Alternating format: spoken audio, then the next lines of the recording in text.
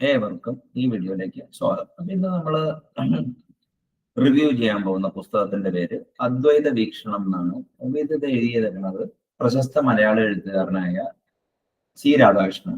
അപ്പൊ സി രാധാകൃഷ്ണൻ സാറിന്റെ ഗീതാദർശനവും അതിന്റെ ഇംഗ്ലീഷ് പതിപ്പും അതേമാതിരി തന്നെ അദ്ദേഹത്തിന് 1-2 നോവലുകൾ എൻ്റെ എഴുതിയിട്ടുണ്ട്. അപ്പോ ഈ ഇദ്ദേഹവും രവീന്ദ്രൻ മാഷും തമ്മിലൊരു ഇന്റർവ്യൂ ഞാൻ കാണാൻ ഇടവന്നുണ്ട്. പിന്നെ ഭഗവത്ഗീതയെ ചുറ്റിപ്പറ്റി ഒരു പ്രപഞ്ച വീക്ഷണത്തെ കുറിച്ച് ഇദ്ദേഹം എഴുതിയിട്ടുണ്ട്. ഈ പുസ്തകം ഞാൻ ആലുവ അദ്വൈതാശ്രമത്തിൽ നിന്ന് വാങ്ങിച്ചാണ്. അപ്പൊ the moment I saw it I fell in love with this wonderful book.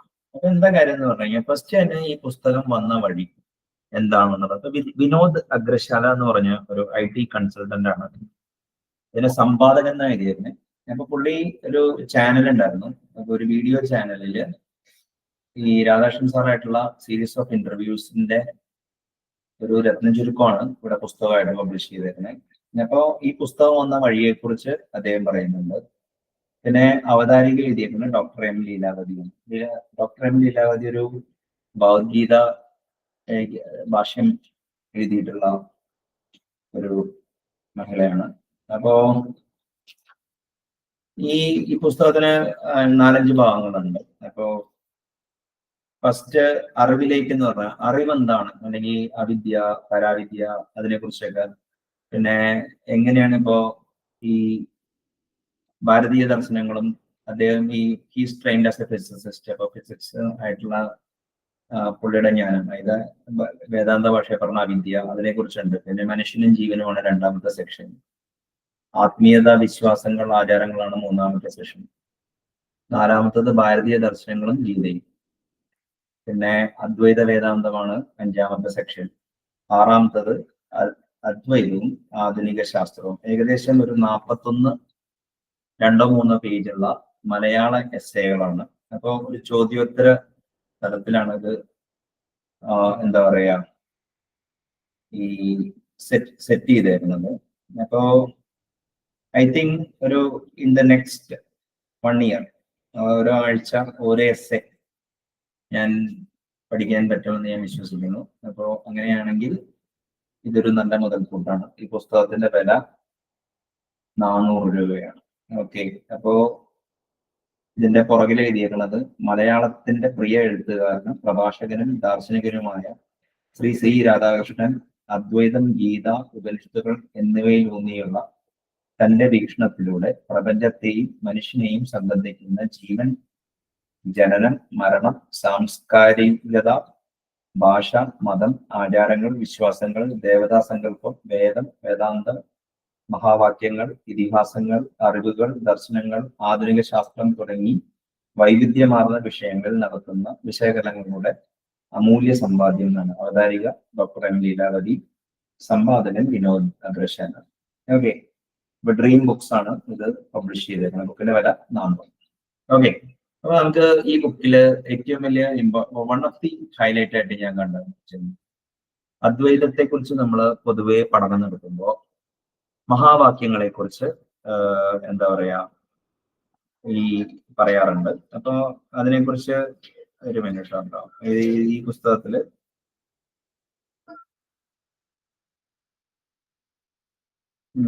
ഒരു അദ്വൈതം, വേഗത, പുതിയ പ്രപഞ്ചം,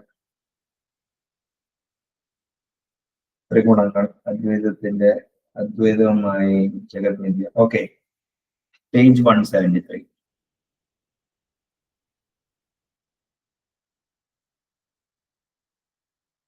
അദ്വൈത വേദാന്തം എന്ന് പറഞ്ഞാൽ സെക്ഷൻ 5-ലാണ്. അപ്പൊ മഹാവാക്യങ്ങളെ കുറിച്ചാണ്. അപ്പൊ തത്വമസി എന്നുള്ള മഹാവാക്യം, അതിപ്പോ ഞാൻ എൻ്റെ വീടിന്റെ അടുത്തുള്ള ശാസ്ത്ര ക്ഷേത്രത്തിലും ഇവൻ ശബരിമലയിലും നിങ്ങൾ മല കയറുമ്പോൾ ആദ്യം കാണുന്നത് തത്വമസി. അപ്പൊ അതിനെ മലയാളത്തിൽ അത് നീയാവുന്നത്. അത് എന്ന് പറഞ്ഞു കഴിഞ്ഞാല് തത് എന്ന് വെച്ച് കഴിഞ്ഞാല് ബ്രഹ്മത്തെയാണ് സൂചിപ്പിക്കുന്നത്. ത്വം എന്ന് പറഞ്ഞു കഴിഞ്ഞാല് ജീവാത്മാവിനെയും അത് നീയാവുന്നു എന്ന് വെച്ച് കഴിഞ്ഞാല് അത് ഇപ്പോ ഒരാള് സ്വയം അതിന്റെ അടുത്ത ലെവലാണ് അഹം ബ്രഹ്മാസ്മി. അപ്പൊ തത്വമസിയെ കുറിച്ചിട്ട് ഒരു എസ്സേ ഉണ്ട്, ഒരു ചോദ്യമുണ്ട്. അതിന് ഉത്തരമായിട്ട് തത്വമസി എന്താണെന്ന് അദ്ദേഹം ഇത് ചെയ്യുന്നുണ്ട്. പിന്നെ മഹാവാക്യം 2 അഹം ബ്രഹ്മാസ്മി, അയം ബ്രഹ്മ. ഓക്കെ, അതാണ് രണ്ടാമത്തെ മഹാവാക്യം. അതിനെക്കുറിച്ച് ഒരു 2 പേജ് 4 പേജ് ഡിസ്ക്രിപ്ഷൻ, 5 പേജോളം ഉണ്ട്. മഹാവാക്യം 3 അയം ആത്മാ ബ്രഹ്മ. അതാണ് മൂന്നാമത്തെ ഇത്. നാലാമത്തത് പ്രജ്ഞാനം ബ്രഹ്മ, സർവം ഖൽവിതം ഇതം ബ്രഹ്മ എന്ന് പറഞ്ഞതും ചിലർ എടുക്കാറുണ്ട്. ഈ 4 പ്രജ്ഞാനം, കോൺഷ്യസ്നസ് ഈസ്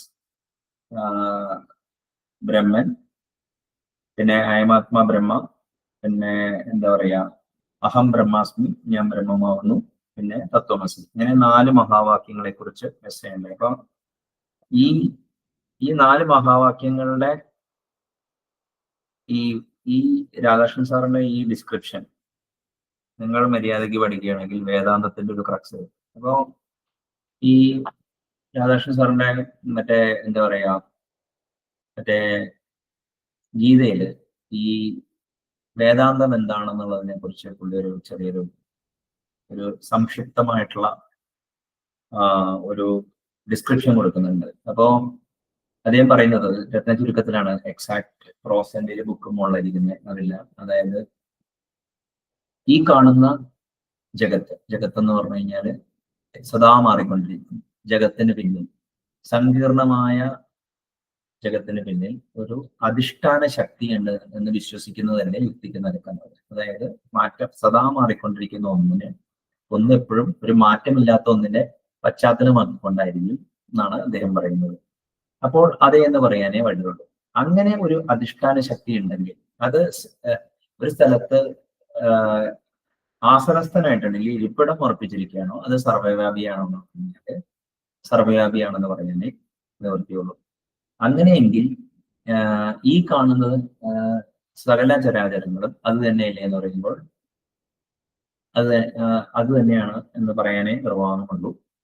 ഇനി അങ്ങനെയെങ്കിൽ നമ്മളിൽ മാറാത്തതെന്തോ അത് തന്നെയല്ലേ അത് എന്ന് ഒന്ന് ചോദിച്ചു കഴിഞ്ഞു കഴിഞ്ഞാല് നമുക്ക് തത്വമസി എന്താണെന്നും അഹം ബ്രഹ്മാസ്മി എന്താണെന്നും വേദാന്തത്തിന്റെ ക്രക്സ് പിടികിട്ടും എന്നുള്ളതാണ് രാധാകൃഷ്ണൻ സാർ പറഞ്ഞത്. ഇപ്പോ ഭഗവത്ഗീതയിൽ പറയുന്ന മാതിരി നേതി തത്വം ഉപയോഗിക്കുകയാണെങ്കിൽ ഇന്ദ്രിയമാണോ ബ്രഹ്മം? അല്ല. കാരണം ഇന്ദ്രിയം ഇപ്പൊ സത്യത്തിനൊരു നിർവചനമുണ്ട്, ത്രികാല അബാധിത്വം കാര്യകാരണ അനന്യം. അപ്പോ മറ്റേ ഇന്ദ്രിയങ്ങളല്ല സത്യം. അപ്പോ ശരീരമാണെങ്കിലും സദാ മാറിക്കൊണ്ടിരിക്കും. അപ്പൊ അതും സത്യമുണ്ടാകും. ഇനി മനസ്സാണോ? മനസ്സ് ചഞ്ചലപ്പെട്ടിരിക്കും, മങ്കി മൈൻഡ് എന്നൊക്കെ പറയാം. അതുമല്ല. ബുദ്ധിയും നമുക്ക് ബുദ്ധിഭ്രമവും കോഗ്നിറ്റീവ് ഡിസോണൻസ് അങ്ങനെ പലതും ഉണ്ട്. പിന്നെ ഉള്ളത് അഹംബോധമാണ്. ഓക്കെ, അഹങ്കാരവും മാറിക്കൊണ്ടിരിക്കും. അഹംബോധം നമ്മുടെ ഉള്ളിലുണ്ട്, അത് മാറുന്നില്ല. അത് അഖണ്ഡബോധത്തിന്റെ ഭാഗമാണ്. അപ്പൊ നേതി വെച്ചിട്ട് നോട്ട് ജസ്റ്റ് വെച്ച് കളഞ്ഞിട്ട് അഹംബോധം അഖണ്ഡബോധത്തിന്റെ ഭാഗമാണെന്നുള്ളതാണ് വേദാന്തത്തിന്റെ രത്ന ചുരുക്കം. ഓക്കെ, അപ്പൊ ഈ മഹാവാക്യങ്ങളെ കുറിച്ചിട്ടുള്ള ഈ ഇന്റർവ്യൂ അല്ലെ ഈ ചോദ്യവും അതിന്റെ ഉത്തരങ്ങളും വളരെ ഇതാണ്. പിന്നെ അടുത്ത ചാപ്റ്ററിലെ ത്രിഗുണങ്ങളെ കുറിച്ച്, സത്വം, തമസ്, രജസ്. അപ്പോ ഈ മറ്റേ എന്താ പറയാ സാത്വിക്, തമാസിക്, രജാസിക് എന്നാണ് സാൻസ്ക്രിറ്റിൽ ഇതിനെ 3 ഇതിൽ പറഞ്ഞത്. അപ്പോ ഈ സാത്വിക ഗുണങ്ങൾ ഇപ്പോ എന്താ പറയാ ഈ ഏറെയുള്ളവനാണ് ബ്രാഹ്മണൻ. എന്താ പറയാ ഈ രജോ ഗുണം ഡൊമിനന്റ് ആയിട്ടുള്ള പ്രകൃതമുള്ളവനാണ് ക്ഷത്രിയൻ. ഈ എന്താ പറയാ സാത്വിക ഗുണവും രജോ ഗുണവും സമ്മിശ്രമായിട്ടുള്ള ആൾക്കാരെ വൈശ്യനെന്നും മറ്റേ എന്താ പറയാ തമോ ഗുണം ഡൊമിനേറ്റ് ചെയ്യുന്നതിനെ ശൂദ്രൻ എന്നും വിളിക്കുന്നു. അപ്പോ ഇതിൽ പറയുന്നുണ്ട് ചാതുർവർണ്ണ്യം, ഭഗവത്ഗീതയിൽ പറയുന്നുണ്ട് ചാതുർവർണ്ണ്യം മയാ സൃഷ്ടം ഗുണകർമ്മ വിഭാഗശ. അല്ലാതെ അത് ഗുണത്തെയും, അതായത് ടെമ്പർമെന്റ്, അതിനൊക്കെ ഈ കർമ്മത്തെയും ബേസ് ചെയ്തുകൊണ്ടാണ് അത് നിർവചിച്ചേക്കണം. അല്ലാണ്ട് അതൊരു ജനനം കൊണ്ടല്ല എന്നുള്ള ഇതല്ല. അപ്പോ ഈ സാത്വിക് ഫുഡ്, തമാസിക് ഫുഡ്, രജാസിക് ഫുഡ്, അതിനെ കുറിച്ചൊക്കെ ഭഗവത്ഗീതയിൽ ഒരു ചാപ്റ്റർ തന്നെ, ചാപ്റ്റർ 15 ആണെന്ന് തോന്നുന്നു, ഒരു ചാപ്റ്റർ തന്നെ അതിന് വേണ്ടി ഡെഡിക്കേറ്റ് ചെയ്തിട്ടുണ്ട്. പിന്നെ അദ്വൈതത്തിന്റെ രാഷ്ട്രീയവും സോഷ്യലിസം എന്നുള്ളൊരു രസമുണ്ട്. പിന്നെ അദ്വൈതവും ആധുനിക ശാസ്ത്രത്തെ കുറിച്ച് ബീൻയാങ്ങിന്റെ പടമാണ് ഇതിൻ്റെ ഉള്ളില് കൊടുത്തേക്കുന്നത്. അത് ഒരു ഇതില് ഈ ഇദ്ദേഹം മുന്നോട്ട് വയ്ക്കുന്ന, രാധാകൃഷ്ണൻ സാർ മുന്നോട്ട് വയ്ക്കുന്ന പുതിയ പ്രപഞ്ചമാകുക, അതിന്റെ പുസ്തകം ഞാൻ വാങ്ങിച്ചു വെച്ചിട്ടുണ്ട്. പക്ഷേ ഞാൻ അതിനെ കുറിച്ചൊരു ഡീറ്റെയിൽഡ് ആയിട്ടുള്ള ഒരു പഠനം നടത്തിയിട്ടില്ല. I hope I will be able to do after reading this essay. പിന്നെ അവ്യക്തം, അങ്ങനെ 3 ലെവൽ കോസ്മോസ് ഡിസ്ക്രിപ്ഷൻ ആണ് ഇദ്ദേഹം നൽകുന്നത്. പിന്നെ ബലങ്ങളുടെ ഏകത, അപ്പോ ഫോഴ്സ്, അപ്പൊ അതിനെ കുറിച്ച് ഇതുണ്ട്. പിന്നെ പ്രകാശം എന്ന പ്രഹേളിക.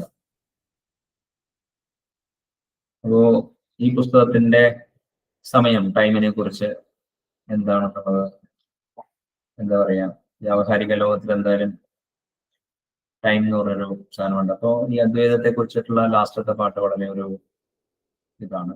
പിന്നെ ഈ പുസ്തകത്തിൽ പൊതുവെ പറയാനുള്ളത്,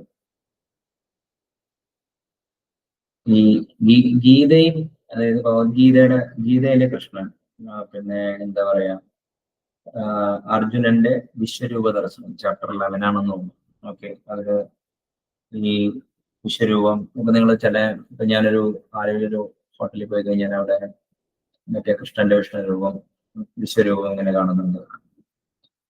അപ്പോ ഗീതയിലെ കൃഷ്ണൻ, പിന്നെ ഗീതാ ദർശനത്തിന്റെ പ്രസക്തി, ആധുനിക പ്രസക്തി എന്താണെന്നുണ്ട്. അപ്പൊ മൊട്ടാരുൺ പറഞ്ഞാൽ ഭഗവത്ഗീത മറ്റേ ഒരു കാലത്ത് ഭീഷ്മപർവത്തിൽ മഹാഭാരതത്തിന്റെ ഭാഗമായിരുന്നെങ്കിൽ ഇന്ന് അതൊരു ഇൻഡിപെൻഡന്റ് കൃതിയായിട്ട് കരുതപ്പെടുന്നു. അതിന്റെ പ്രസക്തി, അതിന്റെ രാഷ്ട്രീയ പ്രസക്തി വളരെ കൂടുതലാണെന്നാണ് പറയുന്നത്. സത്യത്തിലേക്കുള്ള അനേക മാർഗങ്ങൾ ഗീതയിൽ, അതായത് ജ്ഞാനമാർഗം, കർമ്മമാർഗം,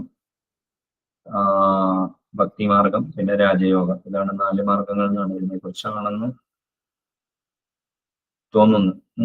ഇപ്പോ ഈ ചാപ്റ്റർ എന്റെ കണ്ടന്റ് ഞാൻ വായിച്ചിട്ടില്ല. ഇതിഹാസങ്ങളിലെ ദർശനം. ഇതിഹാസം എന്ന് പറഞ്ഞാൽ രാമായണ മഹാഭാരതത്തിനെ കുറിച്ചാണ് പറയുന്നത്. അപ്പൊ ഇതിഹാസം എന്ന് പറഞ്ഞു കഴിഞ്ഞാൽ മിത്തോളജി അല്ല ശരിക്കും പറഞ്ഞത്, അതായത് ദസ് ഇറ്റ് ഹാപ്പൻ ആണ് ഇതിഹാസ. അപ്പോ എവിടെയെങ്കിലും ഏതെങ്കിലും ഒരു സ്പേസ് ടൈമില് ഒരു നല്ല മോറൽസ് ദർശിച്ച വ്യക്തിത്വങ്ങൾ ഉണ്ടെങ്കിൽ അവരുടെ സ്റ്റോറി ഡീകോണ്ടെക്സ്റ്റലൈസ് ചെയ്തിട്ട് മറ്റേ ഒരു റീനറേറ്റ് ചെയ്യുന്ന ഒരു പ്രക്രിയയാണ് ഇതിഹാസം എന്ന് പറയുന്നത്. അല്ലാണ്ട് അതൊരു ഹിസ്റ്ററിയോ ഒരു മിത്തോ അല്ല, ഇത് ഇതിന്റെ ഒരു ക്രോസ് ആണ്. അതായത് എന്താ പറയാ, റോൾ മോഡൽസും അവരുടെ ഡീഡ്സ് ഒരു എന്താ പറയാ പോസ്റ്ററിറ്റിക്ക് വേണ്ടി എഴുതിയേക്കുന്ന 2 കൃതികളാണ് ഇതിന്. പിന്നെ ഭാരതീയ ചിന്ത പരിണിതികൾ, ഭാരതീയ ദർശനം ഗീത എന്നുള്ള സെക്ഷനാണ്, സെക്ഷൻ 4. പിന്നെ മന്ത്രങ്ങളും മന്ത്രവാദത്തെ കുറിച്ചും, അതായത് മിക്ക കാര്യത്തെ കുറിച്ചും, ജ്യോതിഷവും ഭാവി പ്രവചനത്തെ കുറിച്ച് സംസാരിക്കുന്നുണ്ട്. വൈദിക കർമ്മങ്ങൾ 16, ഷോഡശ സംസ്കാരവും അങ്ങനെ 16 ഉണ്ട്. പിന്നെ അവതാരങ്ങൾ, അതായത് ഈ എപ്പോഴൊക്കെ അധർമ്മം ലോകത്ത് നടക്കുമോ അപ്പോൾ ഞാൻ അവതരിക്കുന്ന ഭഗവാൻ പറയുന്നുണ്ട്. പിന്നെ സർപ്പക്കാവുകളെ കുറിച്ച്, അമ്പലങ്ങളും ദൈവസങ്കല്പത്തെ കുറിച്ചും ഇതിൽ പ്രതിപാദിക്കുന്നുണ്ട്. ദേവതാ സങ്കല്പവും ആചാരങ്ങളും, ഒരു ലെങ്തി നിഗൂഢവൽക്കരണം, മിസ്റ്റിഫിക്കേഷൻ, അതായത് എന്താ പറയാ, ഈ ഇപ്പൊ സദ്ഗുരു ഒരു മിസ്റ്റേക്ക് ആണെന്നൊക്കെ പറയും. ഓക്കെ, അപ്പൊ ഈ മിസ്റ്റിഫിക്കേഷൻ ഒരു നെഗറ്റീവ് കൊണോട്ടേഷനിലാണ് പലപ്പോഴും ഉപയോഗിക്കുന്നത്. പക്ഷെ എന്താ പറയാ, ഇൻഎക്സ്പ്ലിക്കബിൾ ആയിട്ടുള്ള കാര്യങ്ങളൊക്കെ ചെയ്യുന്നതിനാണ് പോലെ മിസ്റ്റേക്ക് എന്ന് പറയുന്നത്. ധ്യാനം.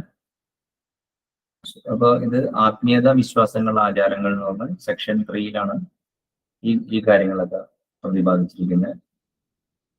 പിന്നെ ഭാഷയുടെ പ്രാധാന്യം, ഇതൊരു ഇമ്പോർട്ടൻറ്റ് ചാപ്റ്ററാണ്, ഭാഷയുടെ ചാപ്റ്റർ പ്രാധാന്യം. അപ്പൊ അത് പിന്നെ പ്രപഞ്ചനീതി, നാച്ചുറൽ ജസ്റ്റിസ്, സ്വാഭാവിക നീതി. അപ്പോൾ ജോൺ റോൾസിന്റെ നാച്ചുറൽ ജസ്റ്റിസോ അതിനെക്കുറിച്ചൊക്കെ പ്രതിപാദനം ഉണ്ടാവാൻ ചാൻസ് ഉണ്ട്.